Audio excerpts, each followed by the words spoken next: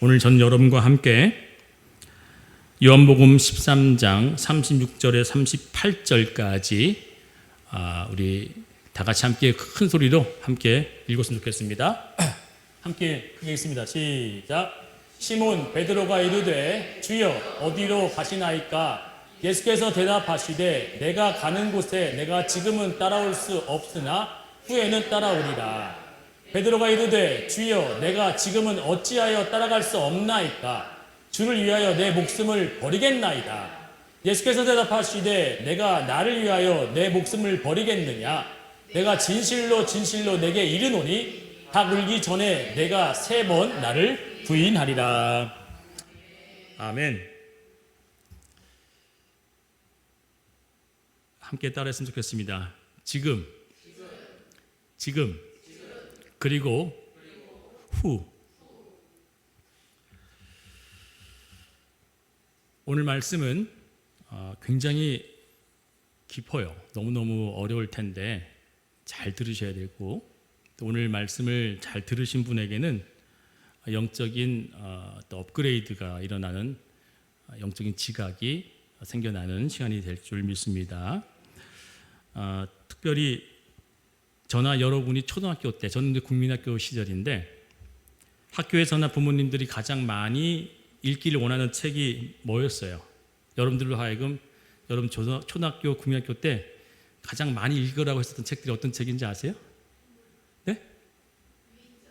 맞습니다. 저희 어머님도 항상 위인전을 갖다 놓고, 그리고 집집마다 위인전들이 하나씩 다 있었을 거라고 생각합니다. 다른 도서도 있겠지만 위인전을 꼭 읽으라고 하는 이유는 뭘까요? 특별한 존재성이 그 안에 부각되어져서 너도 이런 모습을 닮아야 된다라고 하는 그런 메시지가 아마 담겨 있지 않았을까. 어릴 적에는 그냥 그 위인전을 읽으면서 정말 굉장히 좀 부럽고, 또 한편으로는 대단하다라고 하는 생각을 가졌지만, 사실 이제 나이가 먹고 어느 정도 이제 인생을 조금 눈을 뜨게 되니까 그들이나 저나 다를 게 있다 없다? 별건 없다. 하물며 더 못한 사람들도 있더라고요. 에디슨은 어떤 사람이었어요? 읽어보면 아시죠? 학교에서도 부적응자였잖아요. 그만큼 저나 우리나 별 차이 없는 그냥 평범한 인간이다. 근데 그 인간들이 어떻게 위대한 어떤 업적을 이루고 우리들로 하여금 존경받고 따르고자 하는 사람들로 이렇게 우리에게 나타났을까? 그 이유는 사실상 우리가 동경하는 어떤 무언가가 그들에게 있기 때문에 그것을 내가 하지 못하는 영역을 담고자 싶어하는 마음 아닐까 싶어요. 그런데 오늘 베드로도 사실 12명의 제자들 중에서 가장 위대한 모습을 보였던 사람인 것을 여러분 다 알 겁니다. 굉장히 저돌적이고 또 충성스럽고, 그리고 어떤 일에서도 열심을 빼면 말할 필요 없는 굉장한 제자 중에 한 명이었죠. 그런데 매사에 열심히 있고 매사에 적극적이었던 이 예수님의 제자였던 이 베드로가 가장 많이 소개됐음에도 불구하고 사실 오늘 등장에 소개되는 모습은 너무나도 부끄러운 모습으로 소개되고 있다는 겁니다. 그것은 바로 예수께서 이제는 내가 십자가에 달려 죽어야겠다라고 하는 이야기를 듣자마자 그 이야기 속에는 분명 많은 것이 암시되어 있었지만 베드로는 이렇게 얘기합니다. 주님이 죽든지 살든지 어느 곳이든지 내가 어떻게 하겠다요? 따라갈 겁니다. 함께 하겠습니다. 하물며 죽는 그곳까지도 내가 함께 하겠다고 오늘 37절에 얘기하죠. 죽기까지 따라가겠습니다. 여러분 답 다 알죠? 그렇게 됐나요? 못했나요? 못했죠. 이 사람의 마음이 그냥 이빨은 입에 달린 그냥 허울 좋은 이야기였을까요? 그렇지 않습니다. 이 사람의 심지는 견고했고요. 이 사람의 중심은 정말 죽는 그 현장까지 따라가고 싶어하는 그 마음이 있었습니다. 그래서 다른 사람 다 도망갔지만 오직 베드로만 그 대제사장의 뜰까지 어떻게 했어요? 찾아갔어요. 쫓아갔단 말이에요. 그러나 그 자리에서 찾아가긴 찾아갔지만 그 자리에서 어떤 일을 겪습니까? 그는 여종이라고 하는 아주 계집종 아이한테도 부끄러움을, 또한 그 삶의 목숨을 유지하고자 3번씩이나 뭐예요? 부인을 합니다. 그토록 자신만만했었던 그 베드로의 고백 속에 예수께서 오늘 어떻게 얘기해 주느냐? 너는 지금은 안 되지만 후회는 된다. 오늘 제목이 지금 그리고 후라고 하는 제목이에요. 매우 깊은 이야기가 담겨있기 때문에 제가 제목조차도 지금 후라고 하다가 지금 그리고 후. 예수께서는 이렇게 담대하고 자신만만하고 확신에 차고 자신을 신뢰할 만큼의 굉장히 우쭐에 있는 이 베드로에게 너는 지금은 불가능하지만 너는 훗날에는 가능하게 된다 라고 하는 그 이야기는 과연 무슨 얘기가 담겨 있을까? 바로 지금과 후 이 사이에 있는 그리고가 그를 후에 어떤 존재로 만들어낸다는 사실이에요.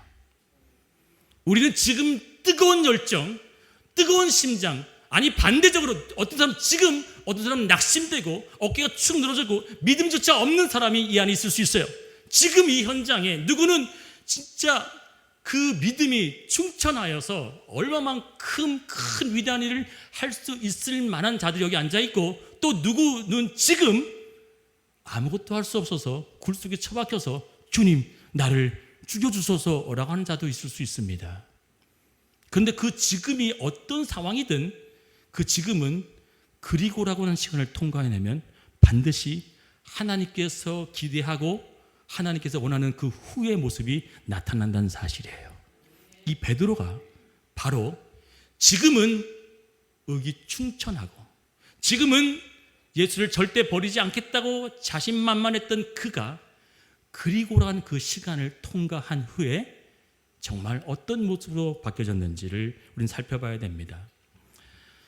여러분, 지금과 후의 사이에 들어가고 있는 이 그리고라고 하는 것은 저나 여러분이나 만일 안다고 하면 그 그리고가 어떤 삶이라고 하는 것을 확실히 안다면 걱정 있는 삶을 살지 않을 거예요. 그런데 이 그리고가 우리에게는 늘 퀘스천 마크잖아요. 늘 안개 가린 것처럼 보이지가 않잖아요.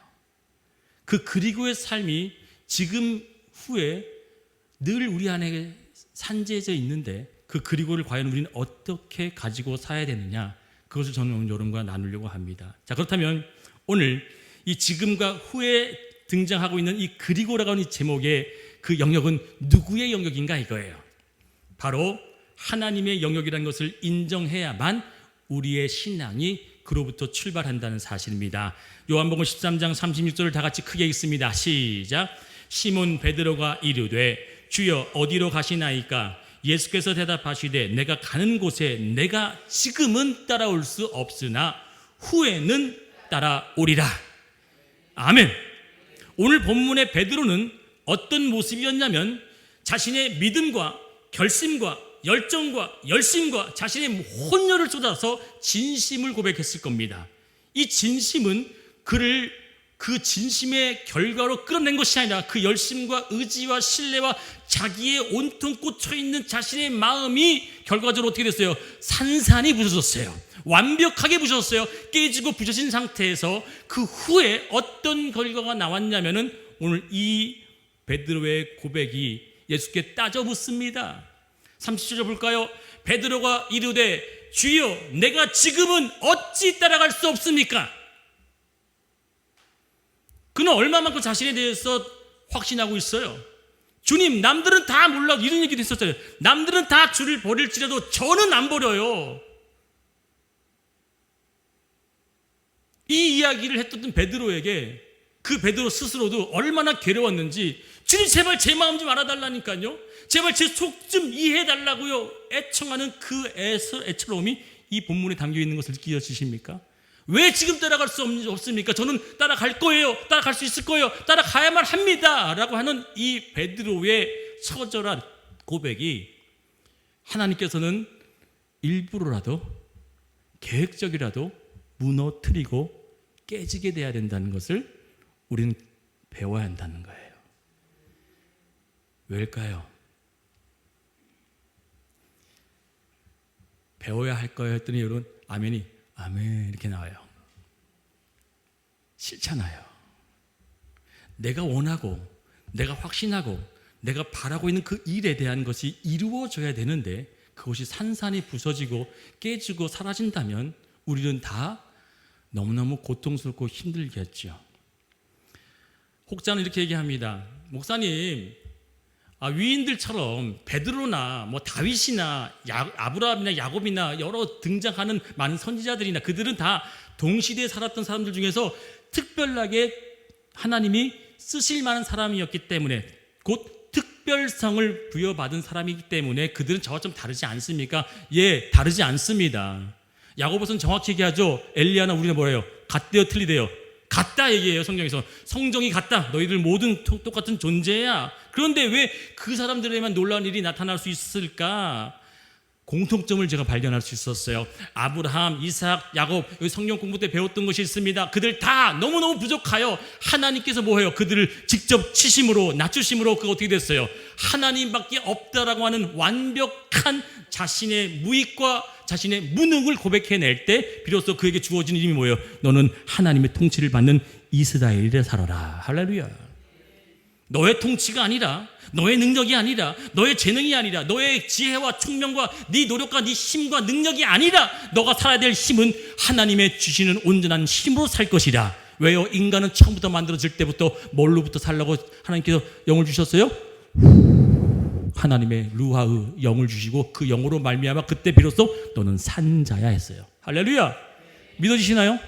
우리가 아무리 내 힘으로 without 성령, 제가 지난 2주 3주 전에 이렇게 얘기했어요. without foundation, 기초 없는 삶, 하나님의 성령이 없이 살아가는 그 사람은 살아있으나 뭐예요? 죽은 자고, 아무리 열심을 내도 그의 모든 것은 다 사망이라고 얘기했습니다. 즉 우리의 인생은, 오늘 이 베드로는 뭐에 가득 찬 있는 인생이었습니까? 그는 자신의 의지, 자신의 신뢰, 자신의 그 열심, 자신의 그 충만한 자신의 의지를 믿었던 그 마음을 하나님께서는 꺾고 놓으셔야 돼요. 왜요? 그렇게 되어져서 어떤 일이 발생되어지면 누구의 영광이에요? 자기의 영광이에요. 누구의 축복이 임해야 된다고 생각해요? 자기의 공로로 그 영광을 받아야 된다고 당연시 여기게 된다는 거예요. 하나님은 모든 만물을 지으시되 모든 만물로 하여금 찬양받기 위해서 이사야서에 말씀하시죠. 나는 온 백성물로 하여금 뭐 하기 위해서? 찬양받기 위해 내가 너를 창조하였노라.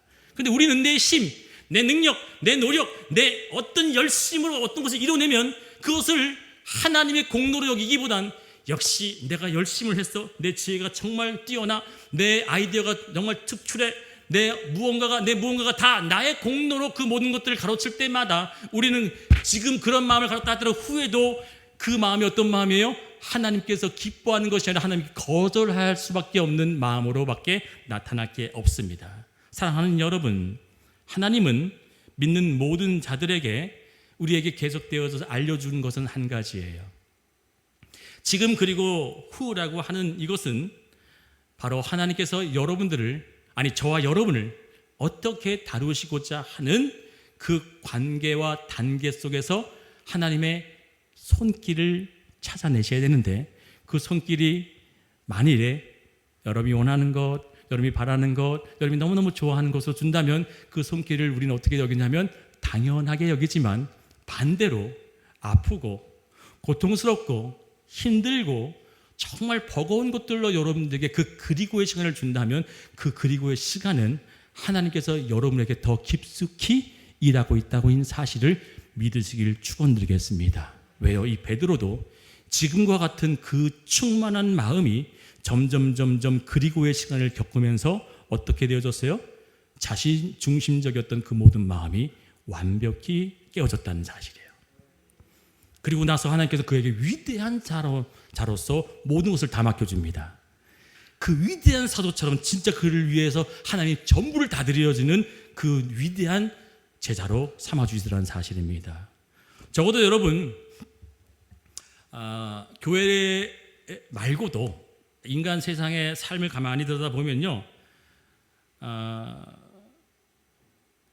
잘 변하지 않는 사람들, 여전히 계속 자신의 고집을 저버리지 않고 쉽게 하나님의 뜻으로 나아가지 못하는 사람들이 공통점이 있더라는 거예요. 그게 뭐냐면, 나는 저 사람들과 다릅니다.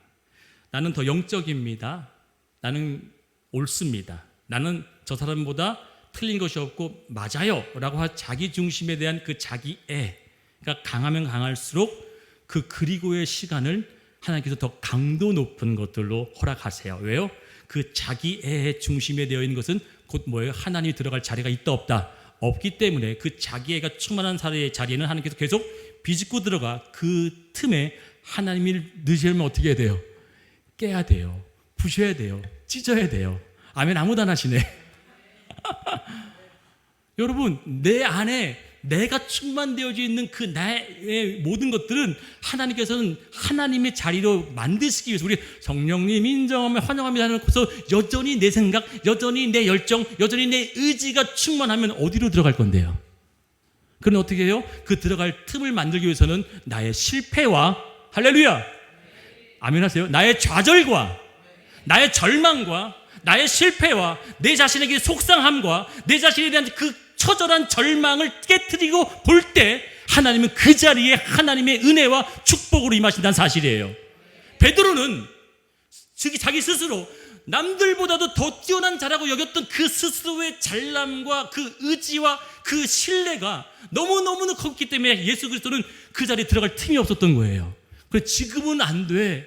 지금은 불가능해. 그러나 네가 그 그리고라가는 시간을 지나면 지날수록 그래서 예수께서 이렇게 던져줍니다. 너가 닭 울기 전까지 3번 나를 배신할 텐데 그럼 닭 울기 후는 어떻다는 얘기요? 너는 변할 거야 라는 거예요. 나는 절대 변하지 않을 거라고 했었던, 나는 배신하지 않을 거라고 했었던 그 완전한 신뢰와 자신의 의지가 어떻게 돼요? 정말 깃털처럼 가볍게 떨어져 버려요. 거미줄처럼 끊어져 버려요. 뭐가요? 내 의지, 내 신념, 내 신뢰, 내 열정, 열심, 이 모든 것들이 하나님 빠진 것으로 되어 있는 그것은 곧 하나님께서는 그리고라고 하는 시간을 통과하게끔 만드세요. 그 그리고는 뭐예요? 죄송하지만 바로 이런 겁니다. 나는 너무나 못난 존재구나. 나는 그 어린 나이에 고발 속에서도 내 목숨 하나 부지하고자 내 스승을 팔 만큼 정말 연약한 존재구나. 우리는 어떨 때 예수 그리스도가 내 안에 들어오시냐면요, 바로 내가 낮아지고 내가 처절히 무너지고 깨어지는 그 틈으로 하나님의 은혜는 정말 놀랍게 여러분 상상할 수 없을 만큼 침투하고 스며들 줄 믿습니다. 저 책망과 질책이 지금 나에게 향한 말씀이구나. 나의 부족과 나의 어떤 일들의 결과는 나로부터 시작된 거구나 라고 하는 그 마음을 가질 때 하나님은 여러분으로 하여금 바로 그리고를 통과해내고 있는 그 기간으로 삼아주신다는 사실입니다. 오늘 베드로는요, 결국엔 의기충천했던 자신의 의지와 결심이 한순간 무너지고 사라지게 됐을 때 그의 마음속에는 한 가지만 남는 겁니다. 바로 예수께서 던졌던 그 말, 너가 닭 울기 전에 뭐해? 나를 3번 부인할 거다. 한 번도 아니고 2번도 아니고 2번 부인했을 때 거기서 미친 닭이 꼭 끼어 울면 어떻게 돼요? 예수님의 예언이 틀려지는 거죠. 베드로도 혼돈이 오겠죠. 아니 혼돈이 아니라 이거 뻥이었구나. 그런데 정확히 3번 부인하는 그 타이밍에 닭이 꼭 끼어 하고 옵니다. 여러분 동양이나 서양이나 닭이 울다는 것은 무엇을 의미하는지 다 알 거예요. 바로 빛의 도래예요. 아멘인가요? 빛이 오겠다고 하는 그 사인을 동양이나 서양이나 닭이 울음소리로 이야기합니다.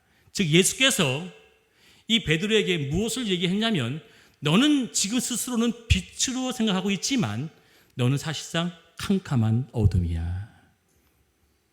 네가 살고 있는 그 모든 것들, 스스로 자신 있게 여겼던 그 모든 의지와 결심조차도 사실은 어둠 가운데 행하고 있는 것이면 너는 진짜 빛이 너에게 임하게 될 때 너를 보게 될 거야. 할렐루야.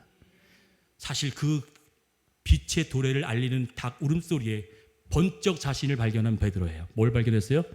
야, 나는 못난 자구나. 저 스승 하나를 지켜내지 못하는 연약한 존재구나. 하물며 마지막 3번째는 그를 저주하며 욕하며 부인했다 그랬어요. 쌍소리를 했다는 얘기예요. 함부로 그 주인에 대한 얘기를 할 때 거짓말한 것이 아니라 욕하며 부인했다 그랬어요. 그런 자신을 발견했을 때 이 베드로는 얼마나 절망을 했을까요? 여러분, 우리에게 어떤 일들이 있지 않습니까? 사업도 있고요, 자녀를 키워야 될 일도 있고요, 뭐 여러 가지 일들이 얼마나 많습니까? 학교에서는 공부를 열심히 해야 되고, 직장인들은 뭐 직장에서 승진도 하고 뭐 출세도 하고 해야 되지 않습니까? 근데 그 우리의 확신과 또 우리의 계획들이 내 확신대로, 내 계획대로 철철철 다 들어맞아요, 안 맞아요? 우리 장진사님은 고개를 이렇게 하고 나머지는 다 그냥 다 맞나 봐요. 그러고 사시나 봐요. 다시 묻습니다. 내가 확신한 거에 또 내가 계획한 것들이 다 여러분 뜻대로 이루어지던가요? 아니죠. 자, 자기 확신에 대한 좌절과 삶의 계획성의 절망을 느낄 때 우리는 무엇을 통과하고 있는 것이라고 얘기합니까? 이것을 한 단어로 뭐라고 얘기해요? 고난이라고 얘기해요. 맞습니까? 이걸 뭐라고 표현한다고요? 고난이라고 해요. 고난. 내 확신에 난 일을 하게 되면 일을 잘할 수 있을 거야 라고 하지만도 넘어지고요, 내가 철두철미하게 계획하더라도 그 계획이 때든 어그러질 때가 있어요. 그런 것을 우리에게 뭐라고 얘기하냐면, 내가 왜 이런 고난이 주어지지? 그걸 고난으로 여깁니다. 그렇다면 이 고난은 바로 어디에 속한 것일까? 그리고에 속한 거예요. 할렐루야. 우리 저기 뒤에 있는 우리 전사님께서 그리고 얘기하셨어. 여러분들 다 대답 안 하셔도 이해되시죠? 이 고난이 어디 속한 거라고요? 그리고에 속한 거라고요. 지금과 후에 이 그리고라고 하는 이 고난은 여러분을 반드시 하나님이 진짜로 원하시는 후가 되어지는 것으로 주기 위해서, 만들기 위해서 여러분들에게 주시는 하나님의 귀한 선물인 줄 믿으시길 축원드리겠습니다. 오늘도 설교에 없는 내용입니다. 근데 잠깐 할게요. 우리 집사님이 오늘 기도하셨잖아요. 누가 기도하셨어요? 우리 김은숙 집사님 기도하셨죠. 저에게 기도문을 이렇게 노란색 페이퍼 들고 와서 저한테 여기 와서 드미는 거예요. 한번 확인해 달라고. 제가 괜찮아요. 학생들은 내가 확인해서 점검해 줘도 성인들은 괜찮습니다. 안 읽었어요. 안 읽었죠, 집사님? 네, 안 읽었어요. 네, 실망하고 돌아가시더라고요. 그런데 그 기도문 속에 이런 얘기를 하셨죠. 오늘 무슨 얘기인지 기억나세요? 고난이 선물이라고 그의 입술을 통해서 기도하게 하셨어요. 오늘 이 설교가 지금 이런 내용이잖아요. 우리는 지금과 후라고 하는 이 사이의 그리고는 하나님이 주시는 선물이에요. 믿어지시는 분만 아멘. 진짜 믿어지십니까? 우리는 이 지금이 그대로 유지돼서 이 지금이 지금으로 나타나길 원하지만, 하나님이 이 지금이 부서지고 깨지고 사라져서 하나님의 그 고난이라고 하는 것을 통과해내면 하나님이 원하시는 완전한 모습으로 후에 나타날 그 모습은 하나님이 여러분이 원하는 것들, 아니 원치 않은 그 모든 것들까지도 다 허락하시는 이 그리고의 시간을 허락하신다는 사실이 오늘 이 본문에 등장한다는 사실이에요. 여러분, 이 본문에 나타나는 이 글씨 한번 다시 한번 크게 읽습니다. 시작.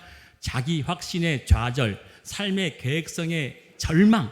자, 이것을 고난이라고 얘기했지 않습니까? 그러면 이것을 경험하게 되면요, 그러니까 자기 자신에 대해서 자꾸 절망하고 좌절하게 되면요, 그때부터 나타나게 되어지는 놀라운 영적인 일이 벌어납니다. 뭐가 벌어지게 되냐면, 자신에 대한 절망과 좌절을 경험하면 할수록 무엇이 우리에게 더 많이 나타나냐면 하나님의 말씀에 순종하게 되어져요. 희한하죠? 더 많이 깨지고 더 많이 부셔지고 더 많이 좌절과 절망을 경험할수록 내가 그전에 믿었던 내 자신을 신뢰하지 아니하고 나를 신뢰하지 않고 버리는 그 마음이 되어지면 오직 하나님의 말씀을 뭐 하겠다고 하는 거예요? 내가 이제는 따르겠다라고 하는 순종이 나오게 된다는 거예요. 여러분, 순종은요 기질에 의해서 나타나는 것이 아닙니다. 그 사람의 기질이 뭐 순하다 착하다로 나타나는 것이 아닙니다. 또 듣고 배워서도 아니에요. 순종은 누군가가 협박하고 누군가가 강압되어서 준 것도 아니고, 순종은 내 것을 자연적으로 포기하는 마음으로 이것을 선택하게 되면 기쁘겠다라고 하는 것으로 따르는 게 순종인 줄 믿습니다. 그것이 온전한 순종이란 말이에요. 나는 하나님의 말씀이 나보다 더 뛰어남을 전 믿어요. 하나님의 그 선택이 더 나보다 현명한 것을 저는 의지합니다. 이렇게 내 것을 포기하고 하나님을 쫓겠다라고 하는 그 말씀의 따름과 선택이 순종이라는 사실이에요. 이 순종을 결국에 이 베드로는 어떻게 하게 됩니까? 죽는 자리까지 순종하잖아요. 이 베드로는 절대 하지 못했던 그 연약한 모습이 이제는 그 말씀으로 십자가에 거꾸로 달려 죽는 그 자리까지 순종하게 되더라는 거예요. 사랑하는 여러분, 자신의 확신과 결심, 하물며 그 강한 의지까지도 철저하게 무너뜨리고 깨어질 때까지 하나님은 그에게 여러 가지 고난과 고통을 허락하셨죠. 자신에 대한 철저한 배신, 자기 스스로에 대한 배신을 느껴야 됩니다. 그래야 하나님을 더 찾게 되어져요. 내가 이렇게 쉽게 예를 들어 볼게요, 여러분. 내가 저 사람 하나도 내가 품지 못하는데 무슨 거룩한 하나님의 일들을 행했다고 이야기할 수 있어요. 그럴 때 나에 대한 절망을 봐야 돼요. 나는 사랑이 없는 자구나. 누구를 용서하지 못하는 나의 용서하지 못하는 그 옹졸한 모습을 보면서 나는 여전히 죄악 가운데 노출될 수밖에 없고 여전히 내 자신의 이기주의적인 것이 강한 연약한 존재구나를 볼 수 있는 그 마음이 바로 변화되어지는 중심 가운데의 그리고를 통과하는 중이에요. 그런데 여전히 지금 나는 나에게만 집중되어져서 나에게만 포커스가 맞춰져서 다른 어떠한 것들도 신경 쓰이지 않고 오직 나에만 집중되어진 그 사람은 여전히 지금에 머물러 있어서 그리고에 통과하는 그 시간이 없이 훗날의 영광도 그에게 주어질 수 없다는 사실이에요. 사랑하는 여러분, 오늘 이 말씀은 매우 깊은 영적인 법칙을 하나 여러분에게 소개하고 있는 거예요. 이 베드로는 어떻게 변화가 되어졌는지를 살펴보는 구절이 마지막 요한복음 21장에 등장을 합니다. 다 같이 함께 크게 읽습니다. 시작. 요한의 아들 시몬아, 내가 이 사람들보다 나를 더 사랑하느냐 하시니 베드로가 근심하여 주님이 모든 것을 아시오매 내가 주님을 사랑하는 줄 주님께서 아시나이다. 아멘. 여기 보게 되면 베드로는 어떠한 질문에도 늘 손 번쩍 들고 자신 있게 대답했던 사람이었어요. 늘 나섰어요. 늘 누구보다 못지않게 항상 앞장섰었어요. 근데 오늘의 이 질문 앞엔 이거 어떻게 대답했대요? 근심했대요. 자신이 옳지 않을 것 같은 그 두려움에 하나님께 모든 것을 맡기는 거예요. 주님, 나는 내 자신도 몰라요. 주님, 나는 내 자신 스스로도 정말 어떤 존재인지를 알 수가 없어요. 이게 진짜 고백이에요. 제가 요즘 그런 기도를 하고 있어요. 하나님, 정말 제 자신 하나 때로는 의로운 것 같다가도 악하고 때로는 정직한 것 같다가도 거짓이 가득하고 때로는 정말 인자함이 풍성한 것 같으면서도 늘 옹졸하고 이렇게 내 모습 하나도 내 자신이 모르는 나를 발견해내므로 나의 뭘 느낀다고요? 좌절과 절망을 계속 느끼는 거예요. 하나님, 이런 자를 왜 목사 세우셨어요? 하나님, 왜 이런 자를 왜 목사로 부르셔서 이렇게 두렵고 떨리는 마음으로 이 자리에 서게 만드셨습니까? 매 주일마다 그 부담과 그 엄청난 압박이 저로 하여금 여러분 말로 표현할 만큼 저는 너무너무 힘들어요. 그러나 한 가지 그 놀라운 복음의 능력이 무엇이냐면 나로 하여금 하나님의 그 인정하는 그 인정의 고백 속에 하나님의 자비하시고 인자하시고 구윤하심의 사랑이 오늘도 그리고의 시간을 통과해내므로 내가 너를 어떻게 만들겠다는 거예요? 네가 원치 않는 그 모습을 내가 너로 만들어낼 거야 한다는 사실이에요. 오늘 본문을 어떻게 볼까요? 바로 이 그리고의 삶은 하나님께서 주장하시고 통과해내는데 내가 원하는 모습이 아니라 하나님이 원하시는 모습으로 완성시키는 날이 반드시 온다는 사실을 믿으시길 축원드리겠습니다. 나는 이런 모습, 난 저런 모습, 저런 상황, 저런 일들로 살아가고 하지만 하나님은 반드시 여러분을 향해서 그 그리고의 시간 속에 여러분이 원하는 모습에 반대되어서 여러분을 만들어내십니다. 어떻게 해요? 다 같이 요한복음 21장 18절 이 말씀을 한 뒤에 예수께서 베드로에게 이렇게 말씀을 해주십니다. 같이 읽습니다. 시작. 내가 젊어서는 스스로 띠띠고 원하는 곳으로 다녔거니와 늙어서는 내 팔을 벌리리니 남이 내게 띠띠우고 원하지 아니하는 곳으로 데려가리라. 아멘. 여기 보게 되면 두 글자에 제가 표시를 해놨어요. 먼저 첫 번째 젊다라고 하는 단어는 갓 태어난 신선한, 즉 우리는 예수를 믿자마자, 아니 예수를 믿는 그 후에도 여전히 내 자신의 중심되어서 사는 그 사람은 뭐라고 취급한다는 거예요? 너는 여전히 성숙하지 않고 미성숙한 갓 태어난 존재구나라고 본다는 거예요. 그리고 그럴 때는 원하는 대로 마음대로 하고 싶잖아. 네가 하고 싶은 대로 다 가고 싶어 했잖아.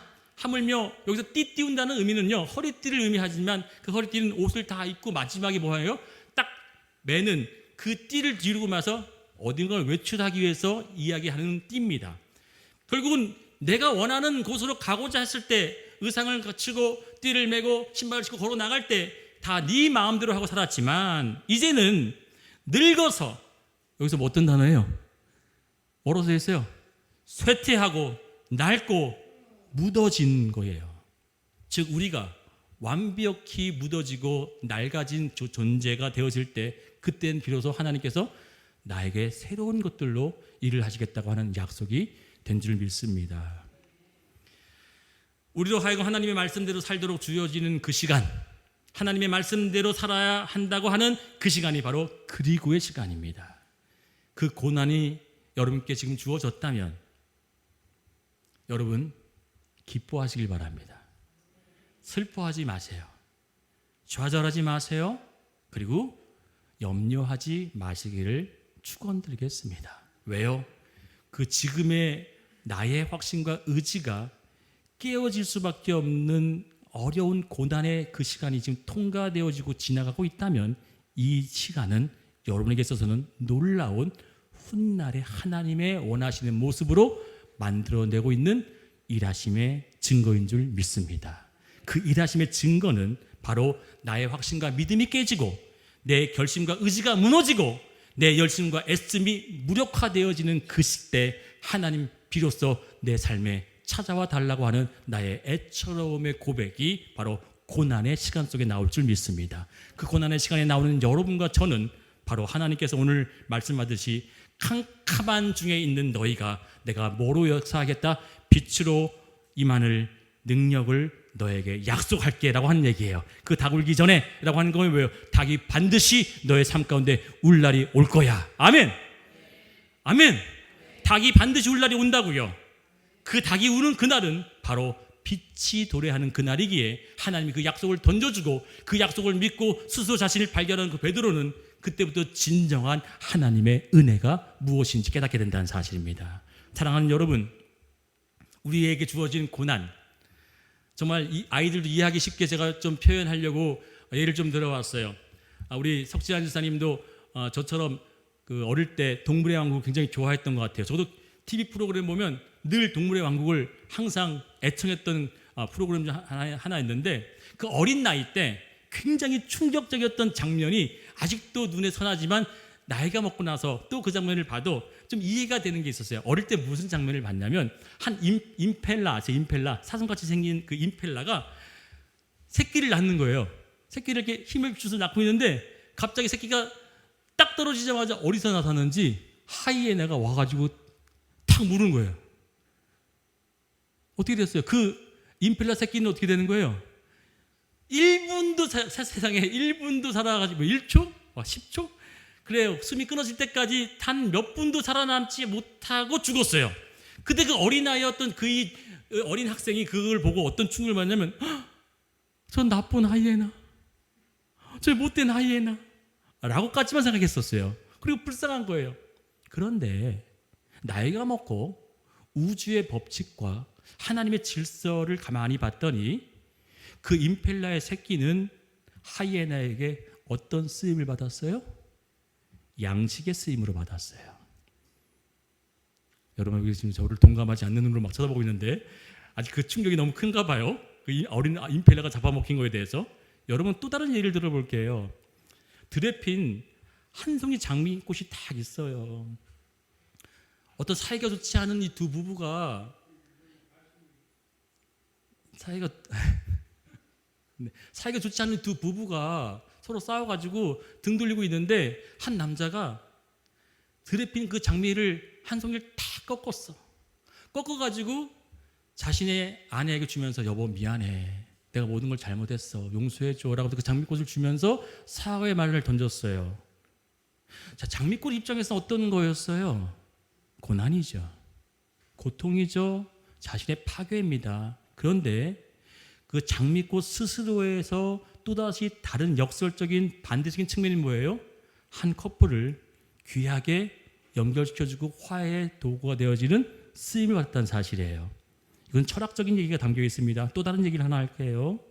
이건 또 무엇이냐면 사과라고 하는 것이 있어요. 이 사과는요, 제가 제일 좋아하는 프로그램들이 다큐멘터리 굉장히 좋아합니다. 뭐 내셔널 지오그래피 이런 것들 되게 좋아하는데, 최근에 본 그 내셔널 지오그래피에 있는 내용에서 알게 된 거예요. 왜 식물들이 열매를 맺을까?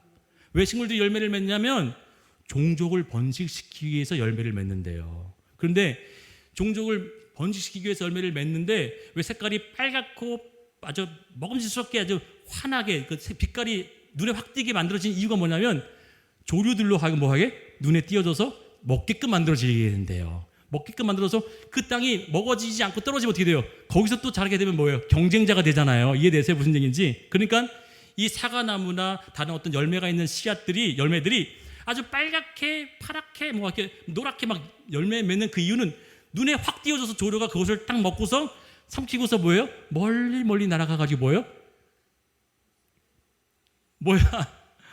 싸게 되어지는 그 싸게 되어진 거 안에 씨가 속해서 또 뭐 하는 거예요? 또 다른 곳에 사과나무가 열려지는 것, 또 열매가 열려지는 것. 사과나무 입장에서 그 열매를 입장에서 뭐예요? 열매가 손실되어지는 아픔과 고통이지만 그 아픔과 고통은 또 다른 측면은 뭐예요?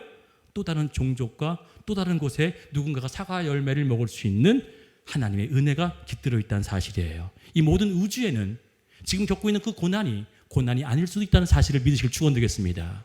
내가 당하고 있는 어떤 아픔이 아닌 것을 주심을 믿으시길 축원드리겠습니다. 왜요? 온 우주 법칙 속에 있는 하나님의 그 섭리는 우리가 겪기에는 아픔 같지만 고난 같지만 힘든 같지만 온 우주의 그 모든 사이클 속에 하나님의 놀라우신 법칙은 뭐예요? 그 기간이 통과되어지면 반드시 뭐가 맺어진다? 빛이 도래한다.